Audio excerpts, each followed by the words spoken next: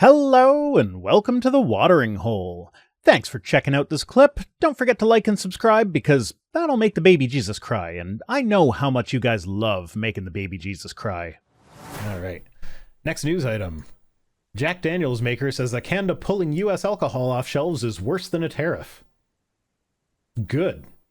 Okay, then maybe don't have okay, as an American, maybe it's a good idea to not have a president who's a fucking neo-Nazi. Maybe that'd be a good idea. That could solve that problem. Now, in fairness, Canada only makes up like 1% of their sales, but Mexico and Europe are pretty high up there as well, and they are also not happy with Trump. So I feel like like, in the long run, and to be clear, I'm not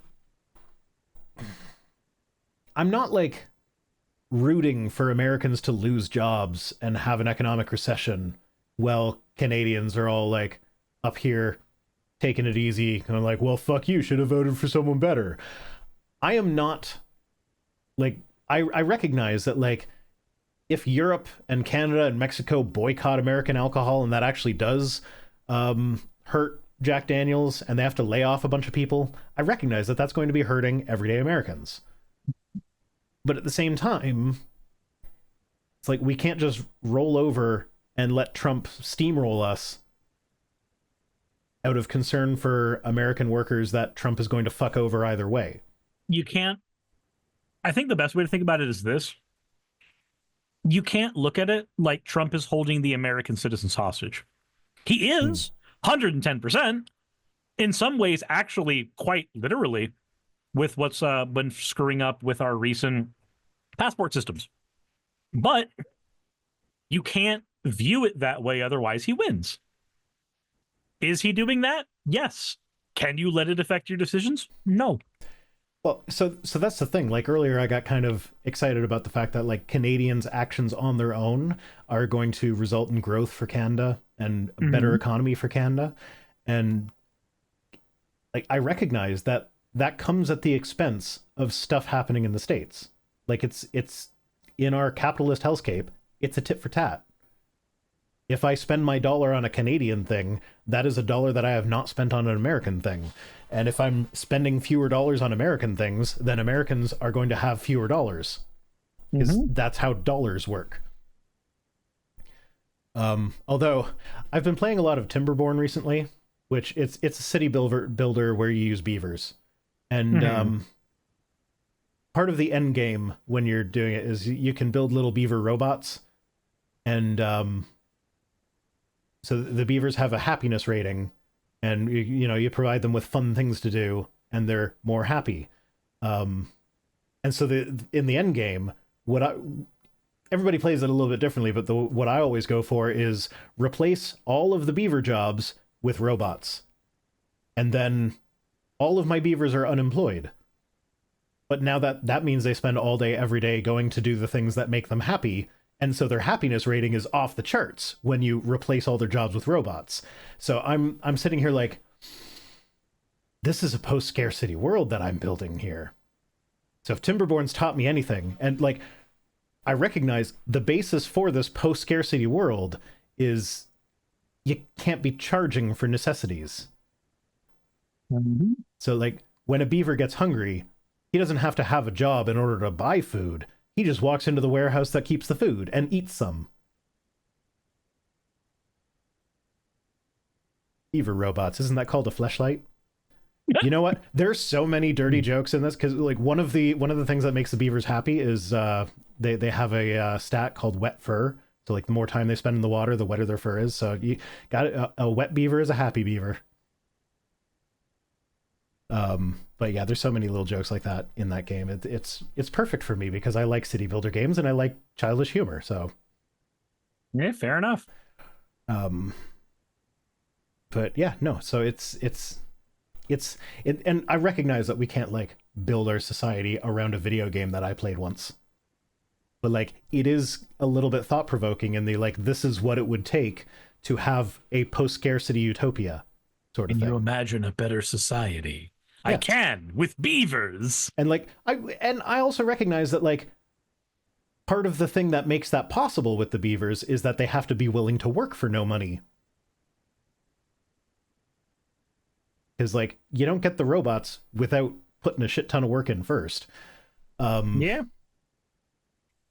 Beavers But happy like, because they got if wood. you, Yep, that's one of the core stats is how much wood you got.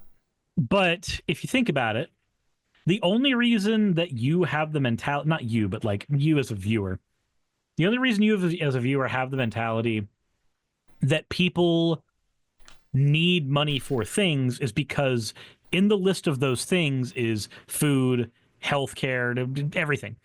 Like, people will develop things on their own in a world where all of their needs are taken care of.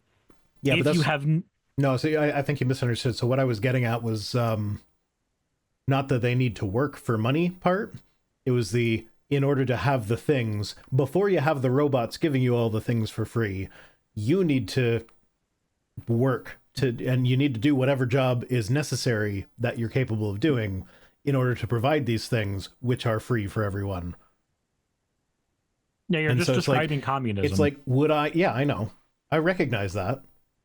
But it's like would I go to work to be a farmer working 16-hour days, backbreaking heavy manual labor for no money and like yeah, all my food is free or whatever, but then you look at the person who's stocking shelves at the place that has all the I guess it wouldn't be Walmart because we're talking post-scarcity here, but like the depot that has all the supplies, person stocking the shelves there probably has a cushier job than the person that's breaking their back in the field, and they both get nothing except free access to the necessities. So like I recognize that there are difficulties here. It's not as simple as the Beaver video game is making it out.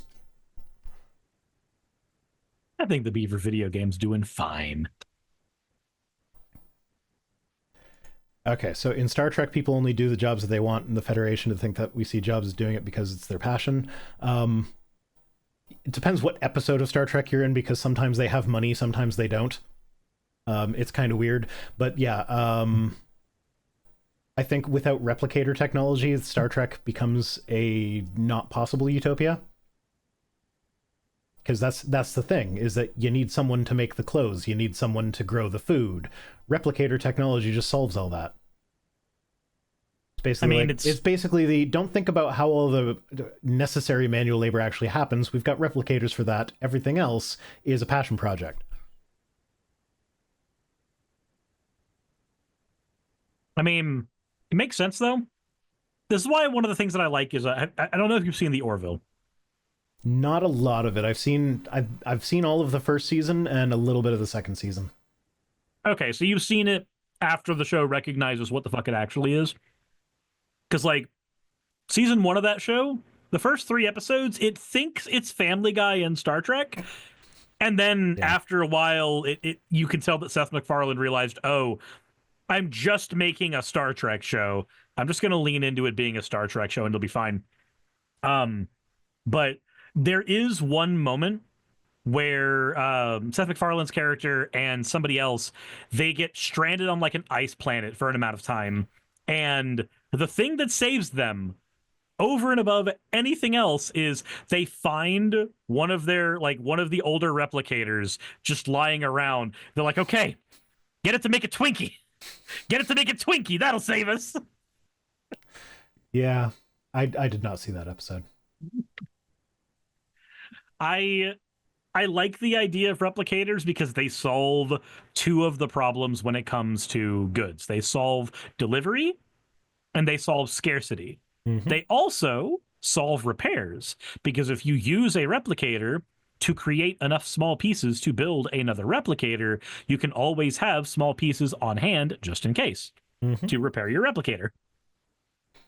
Yeah, but Apple has that locked under a patent. So it's incapable of making those small pieces for no reason other than Apple wants you to not be able to do it.